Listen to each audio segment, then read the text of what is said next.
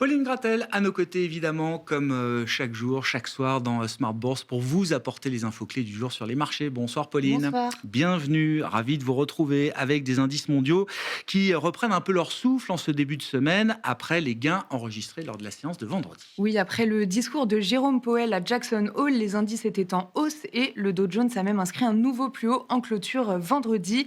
Le président de la Réserve fédérale a renforcé les anticipations de baisse des taux lors de la réunion des 16 et 17 septembre, en soulignant les risques croissants sur le marché du travail américain.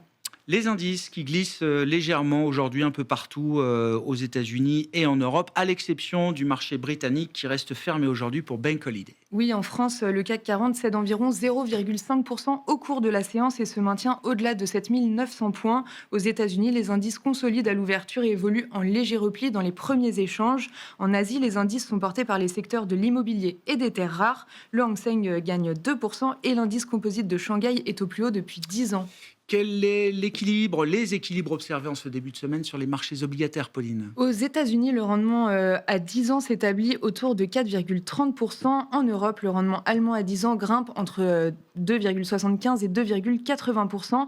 Et le rendement français, de même échéance, évolue autour de 3,50%. Sur le marché des changes, l'euro-dollar se traite autour de 1,17 aujourd'hui. Et puis, un mot des entreprises avec deux déconvenues américaines pour des sociétés européennes, pour une société française en l'occurrence. Valneva voit son titre s'effondrer aujourd'hui. Oui, c'est la chute du jour en France. Le titre Valneva s'effondre de près de 30% au pire de la séance. Son vaccin contre le chikungunya a été suspendu aux États-Unis après de nouveaux cas d'effets indésirables graves. La mesure prend effet directement et bloque ainsi la vente et l'expédition du vaccin aux États-Unis. Et puis, autre chute à signaler effectivement sur les marchés européens, celui du titre Ørsted qui est littéralement au tapis désormais. Oui, le titre plonge en effet de 17% après que Donald Trump a annoncé la suspension d'un projet éolien offshore quasiment achevé. Depuis le début de l'année, le titre Ørsted perd 45%, ce qui correspond à environ 8 milliards de dollars de capitalisation boursière envolée. Ouais, compliqué pour Ørsted qui devait lever plusieurs milliards de dollars ou d'euros ou de couronnes, choisissez votre devise, pour le financement de ce projet éolien offshore